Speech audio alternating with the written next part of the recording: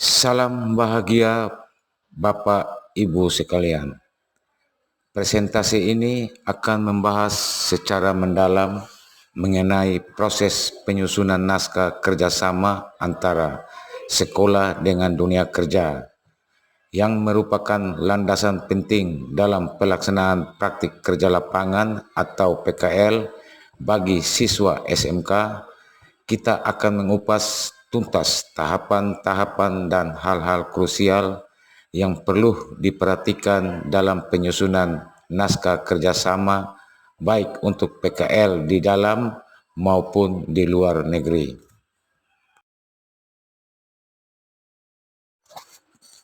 Langkah awal dalam menyusun naskah kerjasama adalah identifikasi tempat pelaksanaan PKL.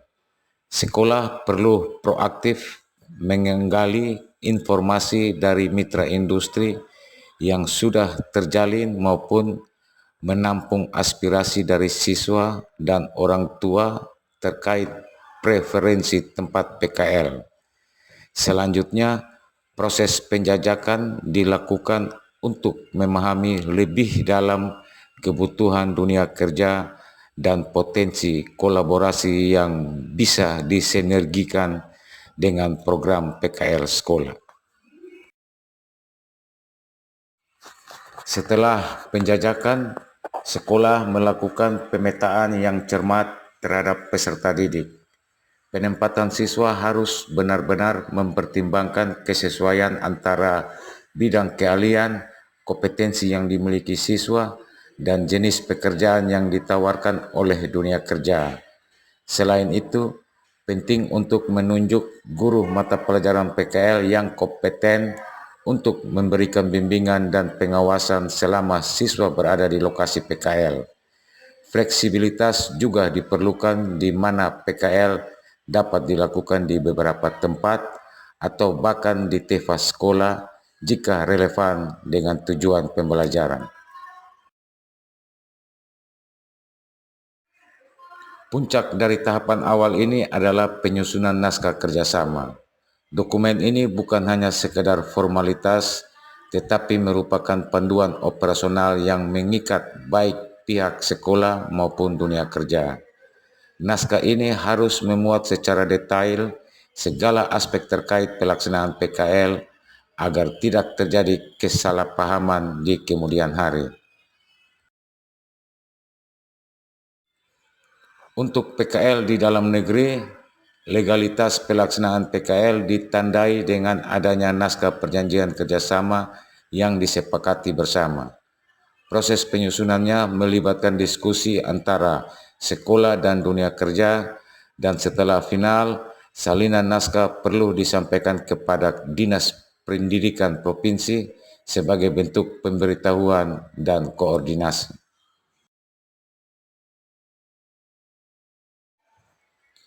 Naskah kerjasama PKL dalam negeri setidaknya harus mencakup poin-poin penting ini, mulai dari tujuan yang jelas mengapa kerjasama ini dilakukan, identitas lengkap pihak-pihak yang terlibat, rincian tugas dan tanggung jawab masing-masing, ruang lingkup kolaborasi yang mungkin lebih luas dari sekadar PKL, hak dan kewajiban setiap pihak, informasi kontak, mekanisme penyelesaian masalah jika timbul, dasar hukum yang digunakan, hingga durasi berlakunya perjanjian. Berbeda dengan PKL dalam negeri, pelaksanaan PKL di luar negeri memiliki kerangka regulasi yang lebih kompleks karena melibatkan kerjasama antar negara. Dasar hukum utamanya adalah peraturan pemerintah dan peraturan Menteri Dalam Negeri terkait kerjasama daerah dengan pihak asing. Perlu ditekankan bahwa kewenangan dalam hal ini berada di tangan pemerintah daerah yang bertanggung jawab atas pembinaan SMK. Oleh karena itu, naskah kerjasama harus terjalin antara Pemda dan institusi di luar negeri.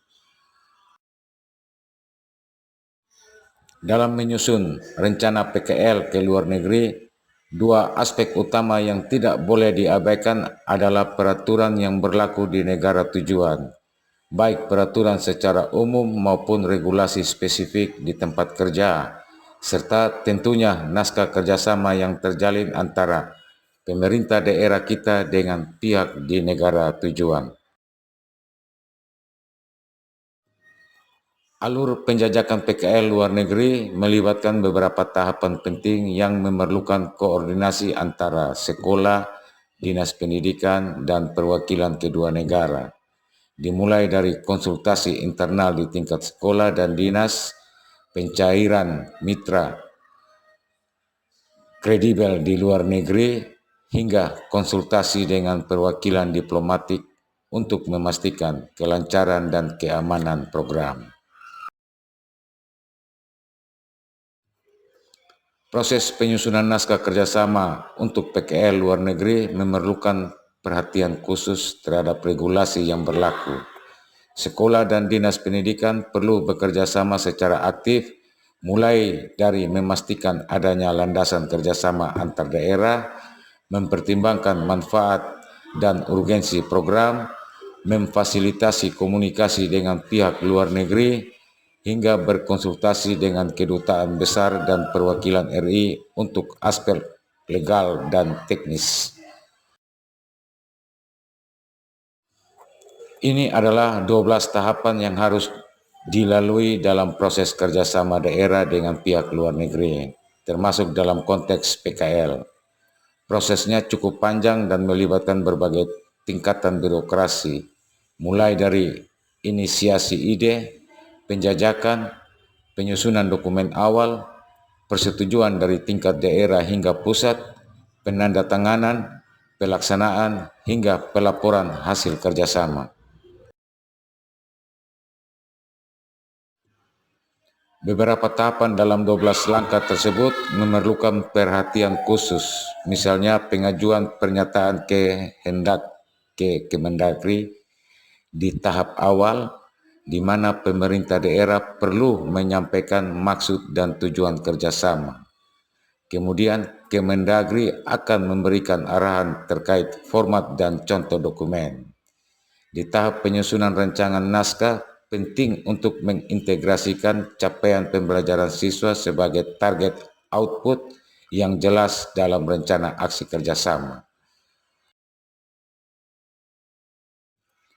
Setelah naskah kerjasama ditandatangani dan program PKL berjalan, proses pelaporan tetap menjadi bagian penting. Perwakilan guru pembimbing perlu melaporkan keberadaan dan perkembangan siswa kepada perwakilan RI di negara tujuan. Sekembalinya siswa, sekolah juga wajib melaporkan hasil pelaksanaan PKL kepada Direktorat SMK dan Dinas Pendidikan Provinsi sebagai bentuk akuntabilitas dan evaluasi program. Sebelum siswa diberangkatkan untuk PKL di luar negeri, ada beberapa persiapan krusial yang harus dilakukan. Pemetaan peserta didik memastikan bahwa siswa yang dipilih memenuhi kriteria yang ditetapkan oleh kedua negara dan tempat PKL. Persiapan juga meliputi peningkatan kemampuan bahasa, pengurusan dokumen, keimigrasian seperti visa, serta pembekalan yang komprehensif kepada siswa terkait aspek budaya, keselamatan, dan tujuan PKL. Salah satu kunci keberhasilan PKL di luar negeri adalah kesiapan siswa dalam hal bahasa dan pemahaman budaya. Kemampuan berkomunikasi dalam bahasa sehari-hari akan sangat membantu siswa berinteraksi dengan instruktur dan rekan kerja. Sekolah perlu memastikan siswa memiliki bekal bahasa yang cukup sesuai dengan persyaratan negara tujuan, serta pemahaman dasar mengenai budaya setempat agar dapat beradaptasi dengan baik.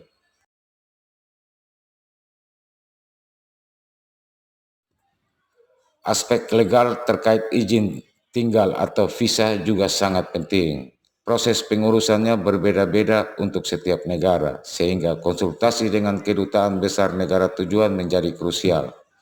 Adanya surat undangan atau calling visa dari tempat PKL di luar negeri akan sangat membantu dalam proses pengajuan visa yang sesuai dengan tujuan kegiatan.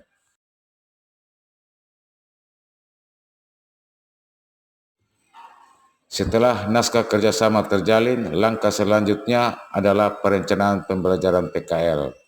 Proses ini melibatkan kolaborasi antara sekolah dan dunia kerja untuk menjabarkan capaian pembelajaran mata pelajaran PKL menjadi dokumen yang lebih operasional seperti tujuan pembelajaran, alur tujuan pembelajaran, serta rencana pembelajaran dan asesmen yang akan diterapkan selama PKL berlangsung.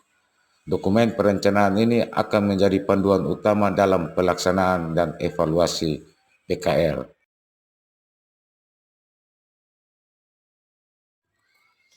Tabel ini menunjukkan elemen-elemen kunci dan capaian pembelajaran yang diharapkan dari mata pelajaran PKL. Elemen-elemen ini meliputi internalisasi dan penerapan soft skill, penerapan hard skill, peningkatan dan pengembangan hard skill, serta penyiapan kemandirian berwirausaha. Capaian pembelajaran pada setiap elemen menjadi acuan dalam merancang kegiatan PKL.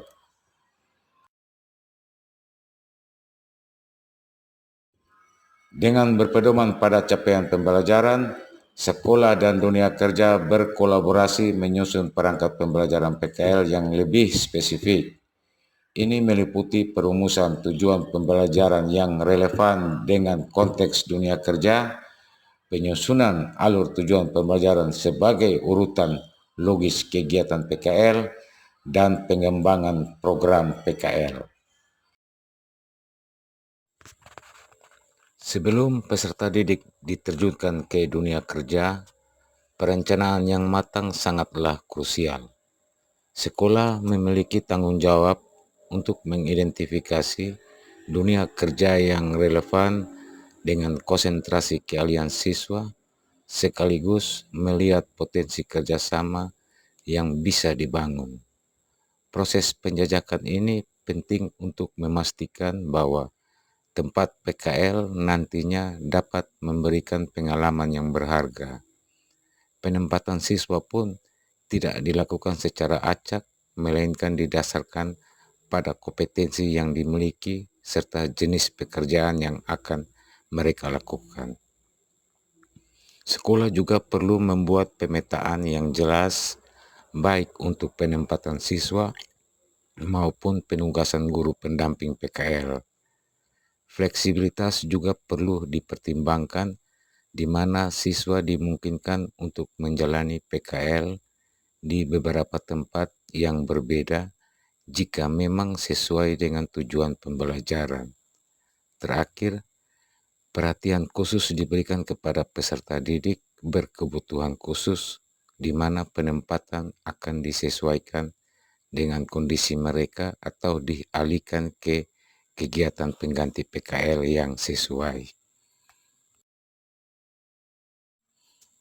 Dalam implementasi kurikulum Merdeka, PKL bukan lagi sekadar kegiatan ekstrakurikuler, melainkan telah menjadi bagian yang tak terpisahkan dari mata pelajaran intrakurikuler.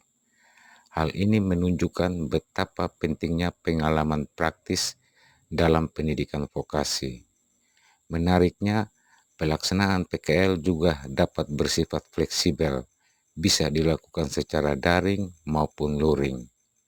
Untuk konsentrasi keahlian di bidang TIK, PKL daring memiliki potensi besar dengan tetap mengedepankan pengawasan dari pihak industri. Namun untuk bidang lain, pelaksanaan luring umumnya menjadi pilihan utama. Dalam kondisi-kondisi tertentu seperti bencana atau kendala geografis, PKL daring dapat menjadi solusi dengan adanya kesepakatan tertulis dari dunia kerja. Waktu pelaksanaan PKL sendiri akan ditentukan melalui musyawarah antara pihak sekolah dan dunia kerja, dan sistem pelatihan yang digunakan pun dapat bervariasi. Salah satunya adalah sistem pelatihan berotasi atau TRS. Sistem rotasi dalam PKL memberikan kesempatan bagi siswa untuk merasakan berbagai aspek pekerjaan, baik dalam divisi yang berbeda di satu perusahaan maupun di beberapa perusahaan yang relevan.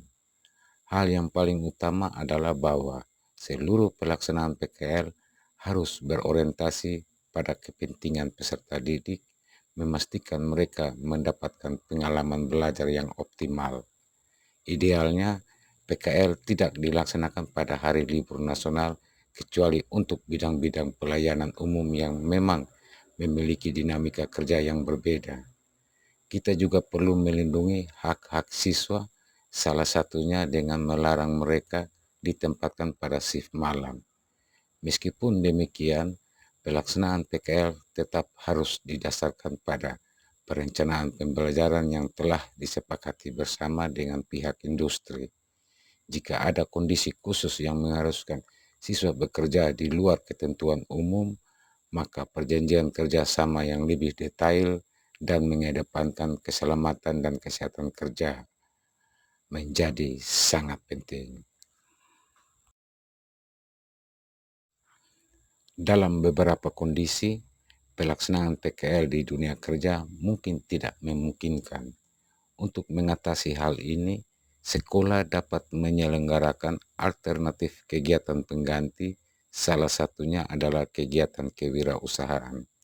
Kegiatan ini harus direncanakan dengan baik dan dapat berupa rintisan usaha baru atau startup, atau juga usaha yang sudah berjalan yang dikelola oleh siswa.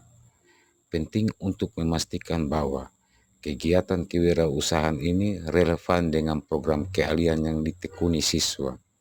Jika tidak sesuai, maka usaha tersebut setidaknya harus sudah berjalan minimal 1 tahun dan memenuhi kriteria sebagai usaha mikro kecil dan menengah.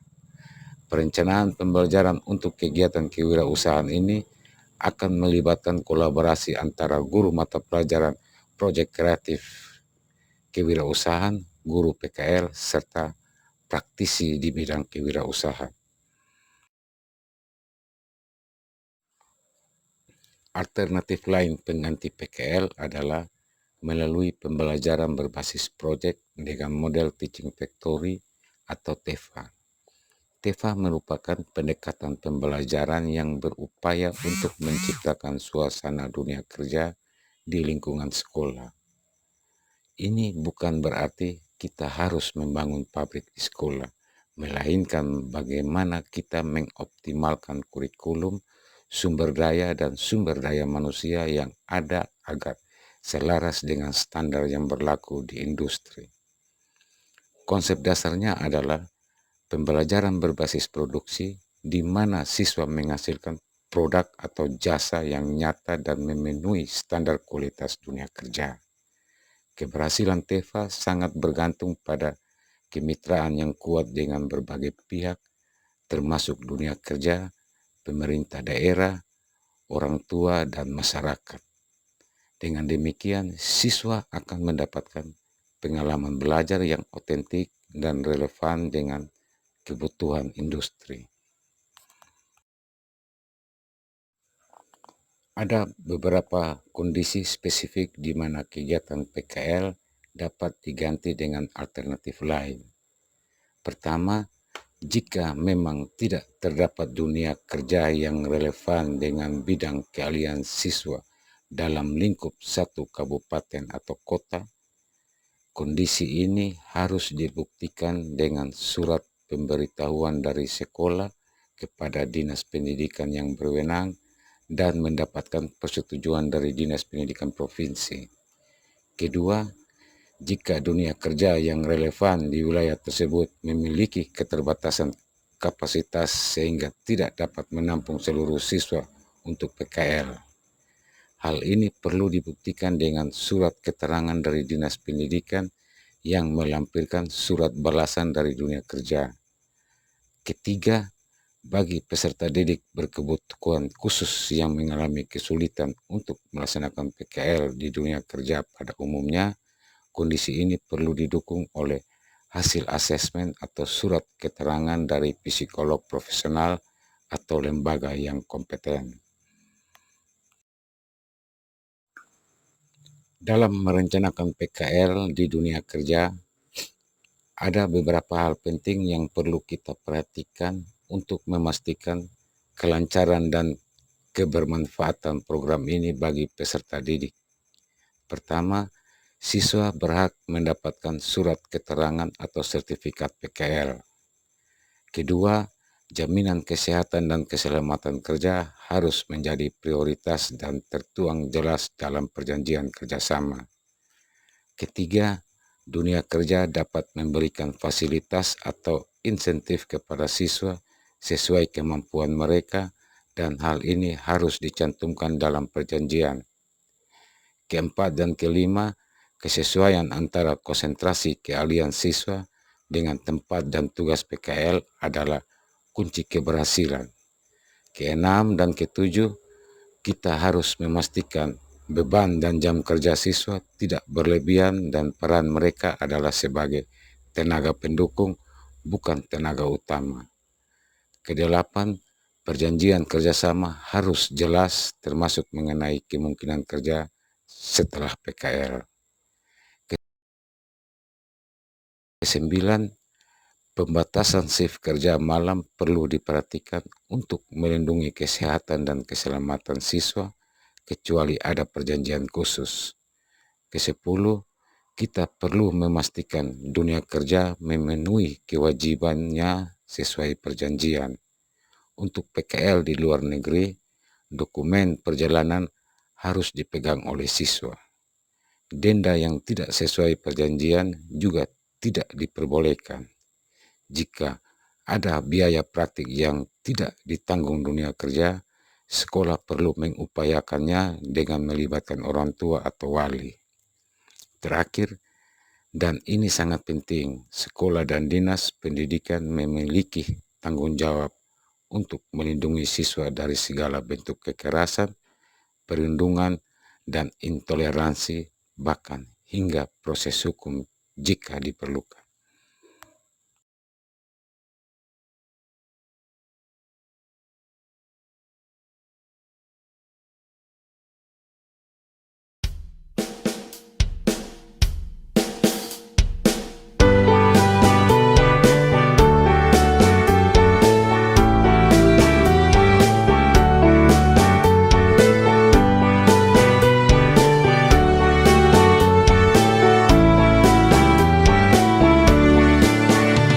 Ada 7 kebiasaan anak-anak Indonesia hebat.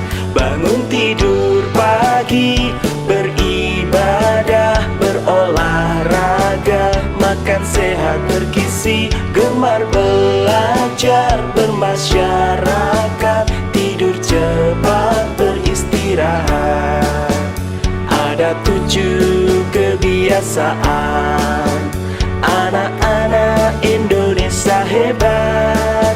Bangun tidur pagi, beribadah, berolahraga, makan sehat bergizi, gemar belajar, bermasyarakat, tidur cepat, beristirahat.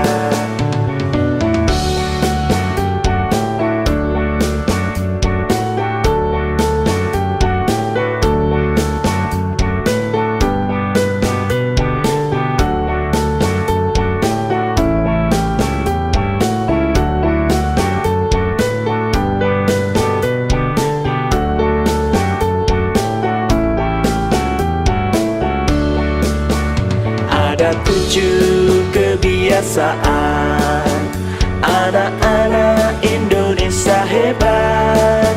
Bangun tidur pagi, beribadah, berolahraga, makan sehat bergizi, gemar belajar, bermasyarakat, tidur cepat, beristirahat.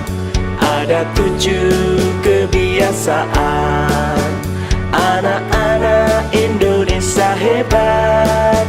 Bangun tidur pagi, beribadah, berolahraga, makan sehat bergizi, gemar belajar, bermasyarakat,